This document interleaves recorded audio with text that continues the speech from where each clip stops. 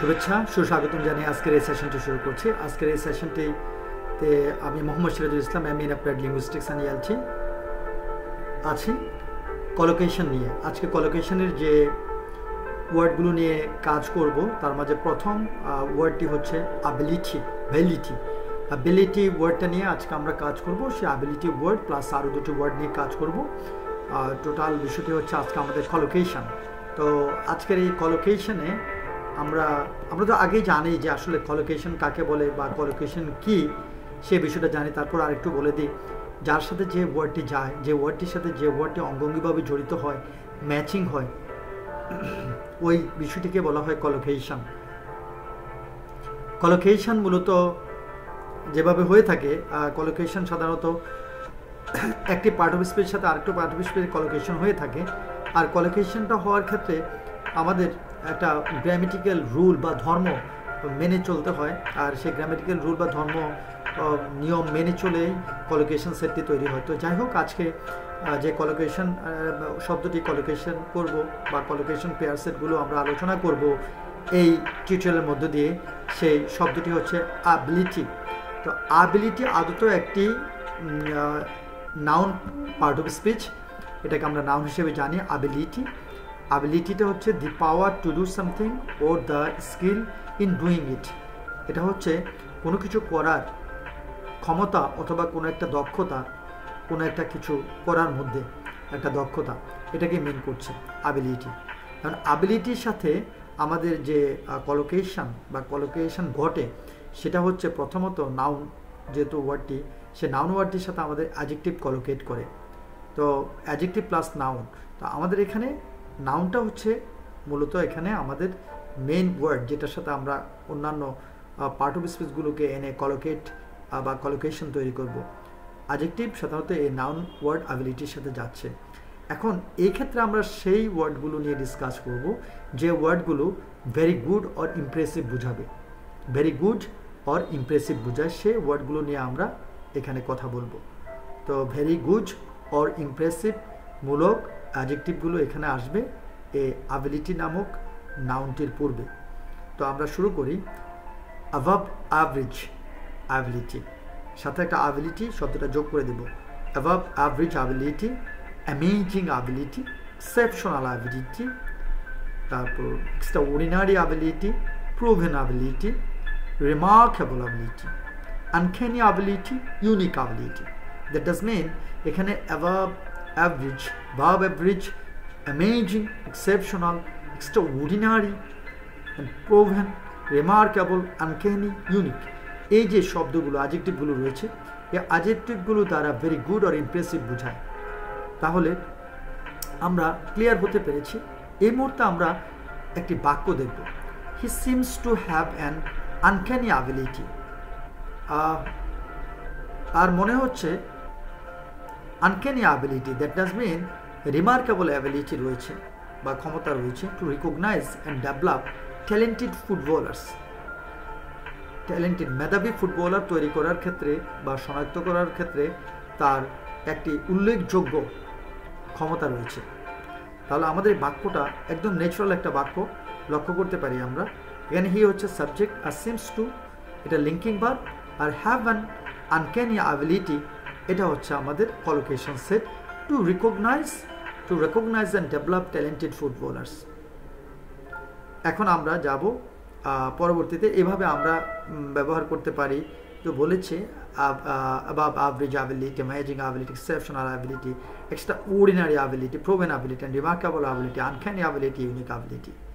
এখন আমরা natural rather than learn, হ্যাঁ, এখানে আমরা কোনো কিছু শিখে আমাদের ক্ষমতা তৈরি করা বা এখানে ন্যাচারাল, আমাদের এখানে আসলে রেদার দ্যান লার্ন বলতে বোঝাচ্ছে আসলে শিখে নয়, অটোমেটিকলি অথবা প্রথাগত বা প্রকৃতিগতভাবে আমাদের ভিতর যে একটা ক্ষমতা তৈরি হয়, সেই ক্ষমতাটা নিয়ে যদি আমরা কথা বলি, সেই ক্ষমতাটাই এটা ন্যাচারাল। হ্যাঁ, এখন এই মিনিংটা যে ওয়ার্ডগুলো, যে অ্যাডজেক্টিভগুলো দান করবে, সে অ্যাডজেক্টিভগুলো নিয়ে আমি এই মুহূর্তে আমরা কলোকেশন সেট তৈরি করব। তো এই মিনিংটা দান করছে যে ন্যাচারাল রেদার দ্যান লার্ন, এটা দ্বারা বোঝাচ্ছে ইনেট, এটাকে আমরা ইনস্টিংটিভ বা ইনেট অথবা ন্যাচারাল বলতে পারি। এটার সাথে আমরা অ্যাবিলিটি যোগ করব, ইনেট অ্যাবিলিটি বা ইনস্টিংটিভ অ্যাবিলিটি বা ন্যাচারাল অ্যাবিলিটি। এখানে George exceptional natural ability, George নামক একটা ছেলে, তার exceptional natural ability, that does mean তার একদম প্রথাগতভাবে এটা সে শিখে নাই, কোনো কিছু শিখে তৈরি হয় না, অটোমেটিক্যালি তার ভিতর ইনবিল্ট রয়েছে। ইনবিল্ট তার এই যে অ্যাবিলিটিটা অন দ্য পিয়ানো বাজানোর ক্ষেত্রে ওয়াজ সুন রিকগনাইজড, শীঘ্রই শনাক্ত মানে পরিচিত হয়েছে, সকলের কাছে পরিচিত হয়েছিল। George exceptional natural ability on the piano was soon recognised, শীঘ্রই পরিচিত হয়েছিল বা জনসম্মুখে সে পরিচিত হয়ে গিয়েছিল বা ওই ক্ষমতাটি। এখন আমরা দেখব টাইপস অফ অ্যাবিলিটি, ধরনগতভাবে অ্যাবিলিটি বুঝায় এমন কিছু অ্যাডজেক্টিভকে আনবো অ্যাবিলিটির পূর্বে বসানোর জন্য, যেটা টাইপো বা সর্ট অফ বা কাইন্ডস অফ অথবা টাইপস অফ বুঝায়। এরকম বিষয়গুলো নিয়ে আমরা অ্যাবিলিটির কলোকেশন সেটগুলো দেখব। Academic ability, cognitive ability, creative ability, intellectual ability, linguistic ability, mental ability, musical ability, organizational ability, physical ability,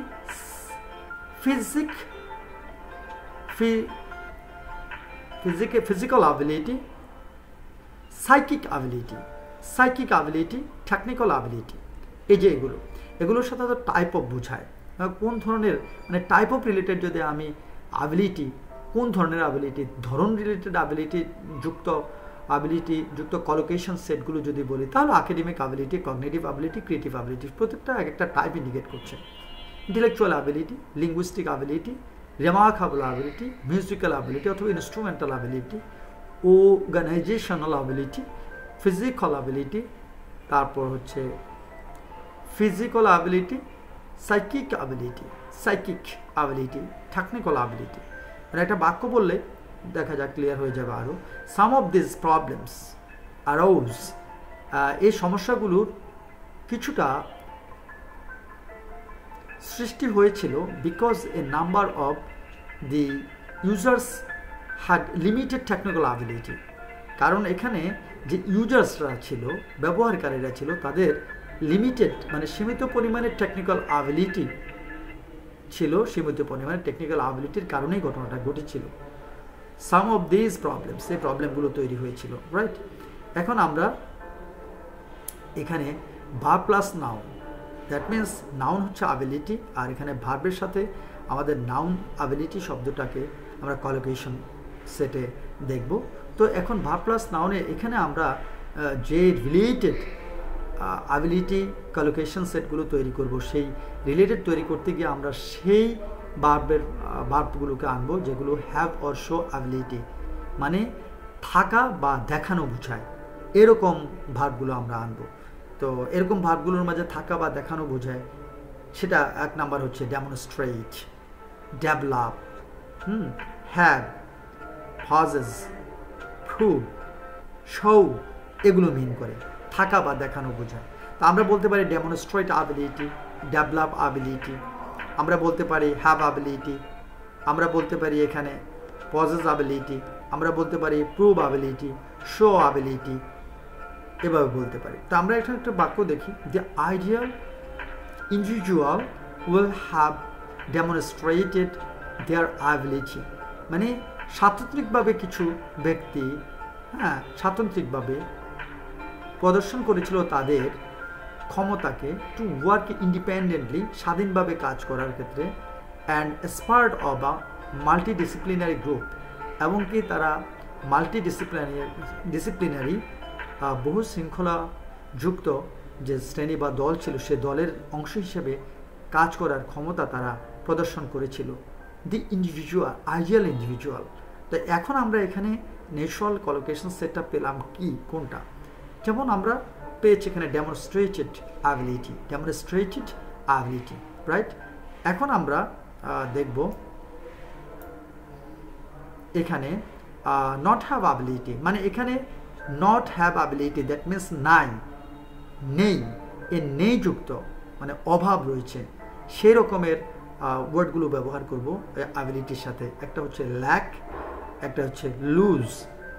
উদাহরণ দিলে আমরা এখানে আরও ক্লিয়ার হয়ে যাব। উদাহরণ দিয়ে যে we are on the verge losing, আমরা একদম ধার প্রান্তে, our ability to tell one plant or animal from another, to tell one plant or animal from another। তাহলে এখানে we are on the verge of losing our ability, এই যে losing our ability, আমাদের যে দক্ষতা বা সক্ষতা হারানোর ক্ষমতা, to tell one plant or animal from another, right? পরবর্তী আমরা বাক্যটা দেখি। এই বাক্য দ্বারা বোঝাচ্ছে এখানে যে have good or bad effect on ability, মানে ক্ষমতা উপর যে জিনিসটা রয়েছে একটা গুড ইফেক্ট বা ব্যাড ইফেক্ট, ভালো প্রভাব অথবা খারাপ প্রভাবের একটা বিষয় এখানে চলে আসছে, ভালো প্রভাব অথবা খারাপ প্রভাবের একটা ব্যাপার। তো এটাকে এই জাতীয় মানে ওয়ার্ডগুলো হচ্ছে আমাদের, যেমন প্রভাব, ভালো প্রভাব হতে পারে, খারাপ প্রভাব হতে পারে, এই জাতীয় ওয়ার্ডগুলোর মাঝে একটা ওয়ার্ড হচ্ছে আফেক্ট, রাইট? আরটা হচ্ছে ইনহ্যান্স, আরটা হচ্ছে ইম্পেয়ার, অথবা হ্যাভ গুড হবে অথবা ব্যাড ইফেক্ট হবে, রাইট? ইম্পেয়ার, ইমপ্রুভ, এটা গুড, ইনক্রিজ গুড, লিমিট আবার এটা ব্যাড, রেস্ট্রিক্ট ব্যাড।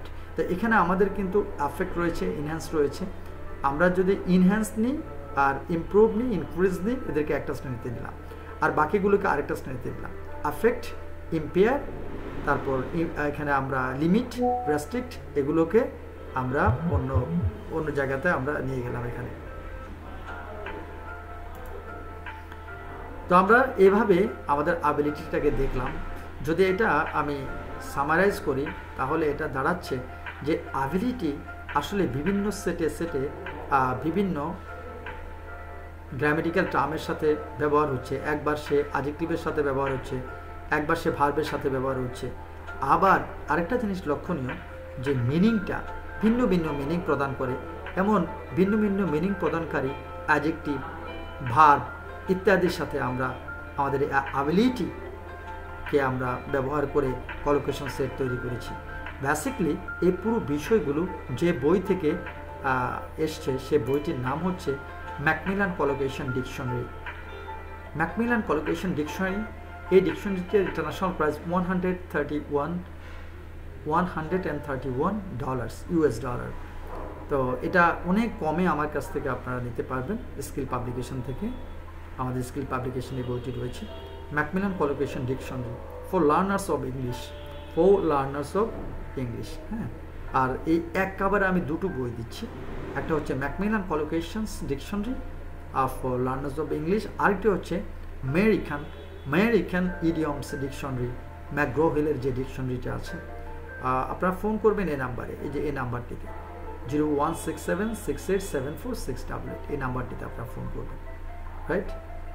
আমি জুম করে দেখাচ্ছি, এই নাম্বারটিতে ফোন করবেন। এখন আমরা আরও কয়েকটি বিষয় নিয়ে, কয়েকটি ওয়ার্ড নিয়ে আমরা কলোকেশন সেট নিয়ে কাজ করব। তার মাঝে একটি ওয়ার্ড নিয়ে করব, সেটা অ্যাবনর্মাল।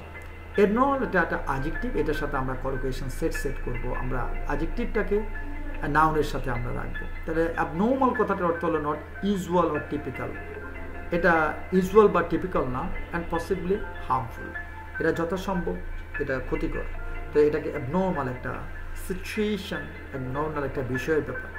তো আসে অ্যাডজেক্টিভের সাথে নাউন, এটা কলোকেট করতে গেলে দি way something looks or behaves, যেভাবে কোনো একটা জিনিস দেখা যায় বা যেভাবে কোনো একটা কিছু কাজ করে সেটাকে আমরা বলবো অ্যাবনর্মাল। হ্যাঁ, not usual, typical and possibly harmful. তা আমরা এখানে দি way something looks or behaves এই জাতীয় মিনিং দান করে এমন যে নাউনগুলো আছে, সে নাউনগুলোর সাথে আমরা অ্যাডজেক্টিভ অ্যাবনর্মালকে সেট করে আমরা কলোকেশন সেটগুলো তৈরি করব।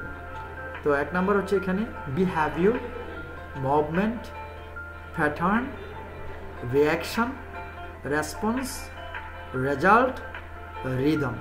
Behaviour, movement, pattern, reaction, response, result, rhythm, এই যে এগুলো দি ওয়ে। বিহেভিয়ারটা the way something looks or behaves mean করে, movement the way something looks, pattern, তারপর রিয়াকশান, রেসপন্স, রেজাল্ট, রিদম, এগুলোর সাথে এখন আমরা অ্যাবনর্মাল যোগ করব।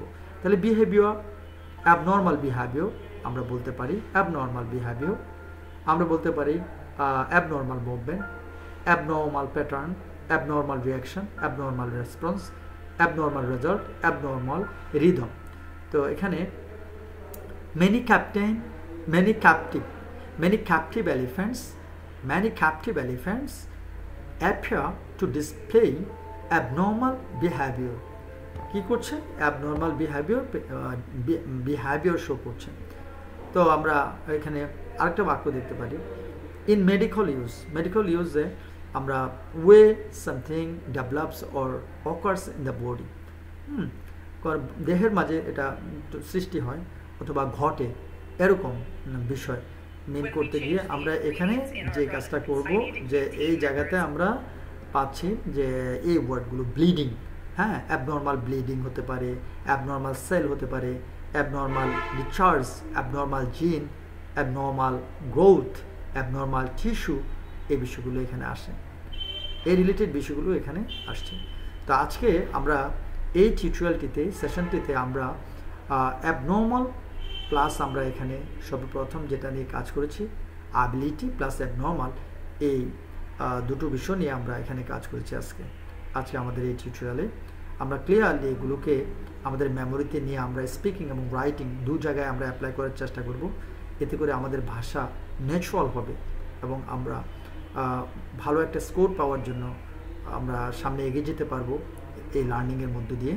তো আপনারা যারা আমার চ্যানেলটি সাবস্ক্রাইব করেছেন ধন্যবাদ, আর চ্যানেলটি যারা এখনও সাবস্ক্রাইব করেন নাই আপনারা একটু চ্যানেলটি সাবস্ক্রাইব করে ফেলবেন, আর এই জাতীয় ভিডিওগুলো অন্যকে দেখার সুযোগ করে দিবেন, আপনার প্রিয়জনকে শেয়ার করবেন, এতে করে অন্যরা উপকৃত হবে। আর আমি চাই যে এই টিউটোরিয়ালগুলো দেখে আপনি কিছু শিখতে পারেন, আপনার স্কোরটা আরও বুস্ট আপ হয়, আরও ইনক্রিজ করে, সে প্রত্যাশায় আমি মোহাম্মদ সিরাজুল ইসলাম, ভাষা গবেষক, MA in applied linguistics and ELT, এখানেই রাখছি আজকে।